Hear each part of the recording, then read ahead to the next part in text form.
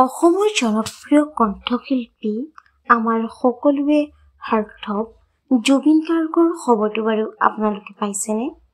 জনপ্ৰিয় কণ্ঠশিল্পীগৰাকী হঠাতে অসুস্থ হৈ বৰ্তমান চিকিৎসাধীন হৈ আছে।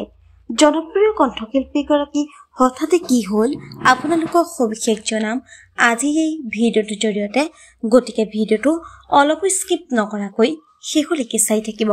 নমস্কাৰ বন্ধু বান্ধৱীসকল, আপোনালোক সকলোকে স্বাগতম জনাইছো মই প্ৰতীক্ষাই SP নিউজ আসামজৰ অন্য এটি নতুন ভিডিঅ'লৈ আপোনালোকৰ বাবে লৈ আহিছো পুনৰ এটি নতুন ভিডিঅ'টো সকলোৱে আদৰি ল'ব বুলি আশা কৰিলো। আহক আজি ভিডিঅ'টোৰ পৰৱৰ্তী অংশলৈ আগবাঢ়ো। হয়, অসমৰ জনপ্ৰিয় কণ্ঠশিল্পী জুবিন গাৰ্গৰ হঠাতে অসুস্থ। জনপ্ৰিয় কণ্ঠশিল্পীগৰাকীক বৰ্তমান গুৱাহাটী নেমকেয়াৰ হস্পিটেলত চিকিৎসাধীন কৰা হৈছে।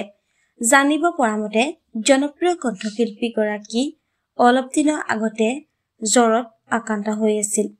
অৱশেষত তেওঁ অতিকৈ গা বেয়া লগাত তেওঁ গুৱাহাটী নেমকেয়াৰ হস্পিটেলত চিকিৎসাধীন কৰা হয়। বন্ধু বান্ধৱীসকল, আজিলৈ ভিডিঅ'টো আছিল ইমানখিনিয়েই।